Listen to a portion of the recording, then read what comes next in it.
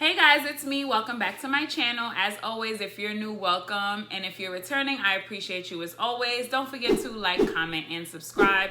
Still on the road to 1K. I think I'm about 54 subscribers away from 1K. So definitely don't forget to share with friends so that they can subscribe too, so I can hit that goal.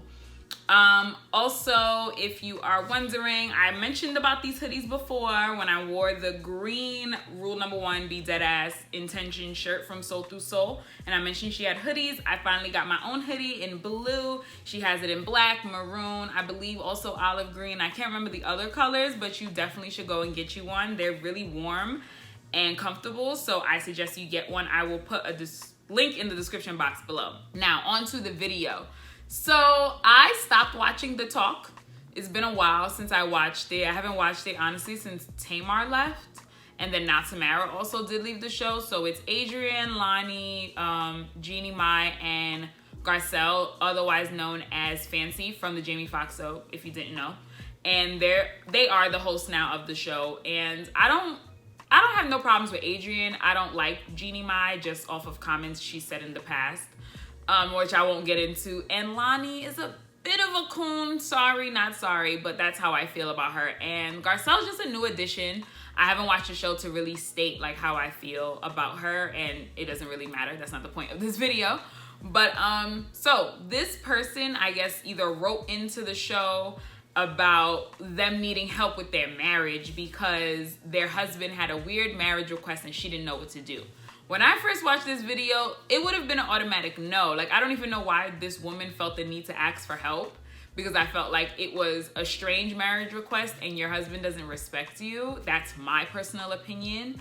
But I'm going to play the video for you guys so you can listen in, and then I'm going to talk about how I felt about that marriage request, because I don't know. I just feel like God wouldn't put me in a situation like that.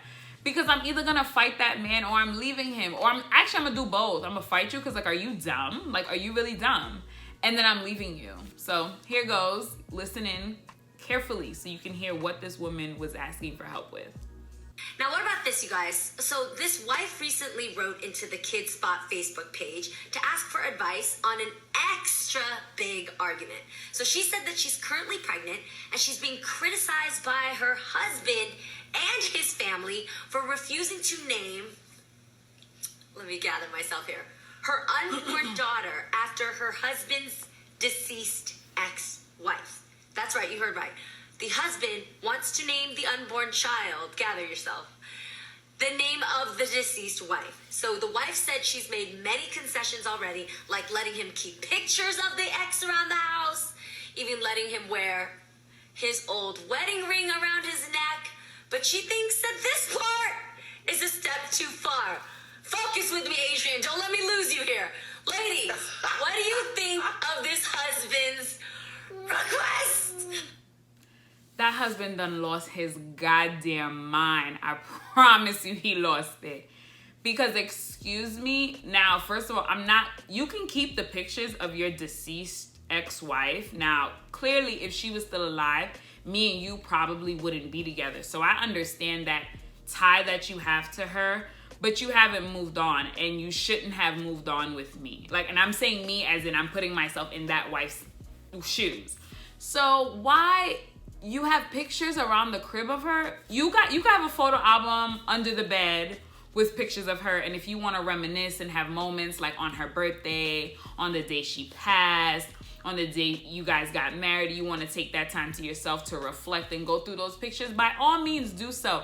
I can't stop you from doing that because I wouldn't understand that grief, because I'm going to go with this wife probably wasn't married before or didn't have a deceased ex-husband, you know? So I don't know what that feels like. So if that is what you need to do to feel better for those specific days, by all means go ahead. I'll let you have that time to yourself.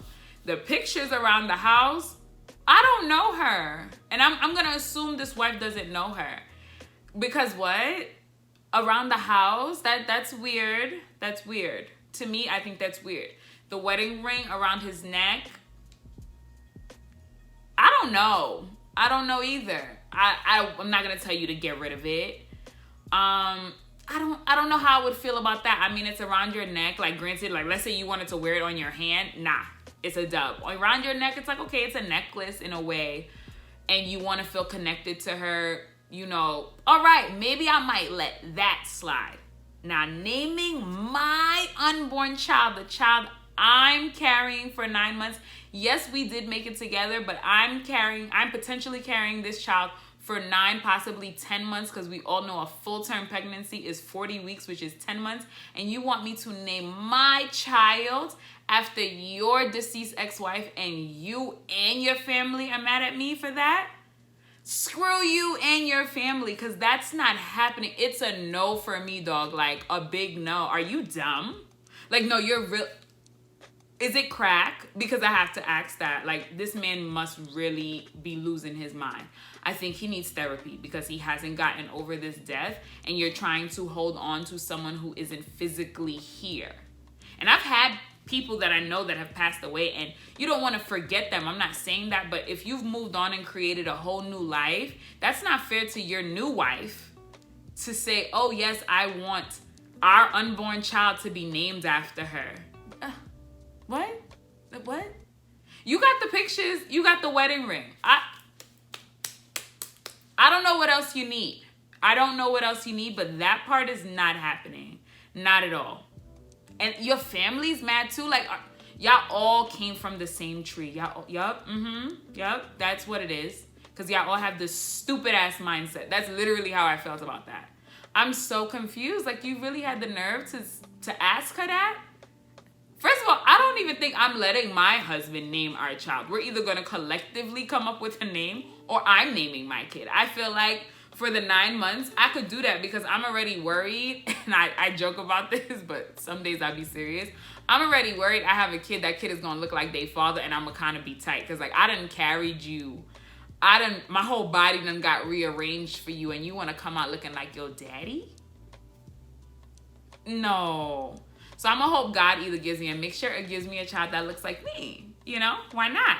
But besides that, it's not the point. The point is you're not getting your child named after your deceased ex-wife.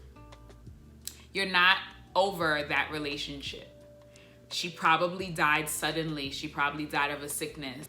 Like I said, if me and this person weren't married, like if she didn't die, then they would probably still be together. So I understand that pain.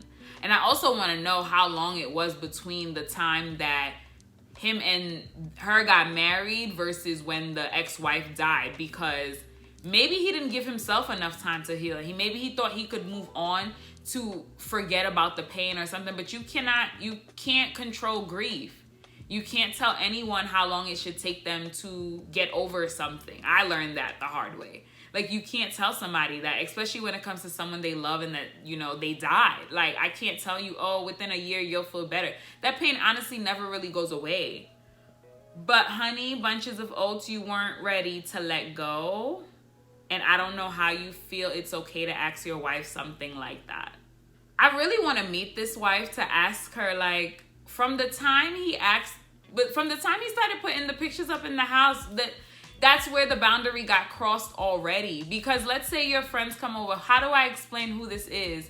Yeah, that's my husband's ex-wife. She passed away, but he wanted pictures up, you know, to remember her. Huh? Her friends are probably going to look at you like, sweetie, no, that's not okay. Okay? Honestly, that's all I really had. Wow. That's all I really had for you guys. I just felt like this was something I wanted to talk about because I was just really confused by how this was a marriage request. And after he asked me that and we couldn't come to an agreement that that's not happening, there would have been a divorce request from me. My lawyers, you've been served. We're getting a divorce. Because there's just some boundaries that you just can't cross. Okay? Honestly, you shouldn't cross anyone's boundaries. If they have a boundary and they set it, granted, I do low-key blame the wife because you allowed so much to happen that now that you're stopping this boundary, he's looking at you like, I'm confused. The pictures were fine. Me wearing the wedding ring was fine. So why can't we name the child? Like, for him, he doesn't see that there's something wrong because you've allowed so much. But he's dumb for asking, and I don't know how he doesn't see that this is a problem. But again, that's all I have for you guys. I hope you enjoyed this video. Again, don't forget to like, comment, and subscribe. And I will see you soon. You may see this outfit in another video just because I am working on getting more videos recorded within a same day. And who got time to be changing outfits when I'm in the crib? There's no point, right? So there goes that. But anyways, see you guys soon. Bye.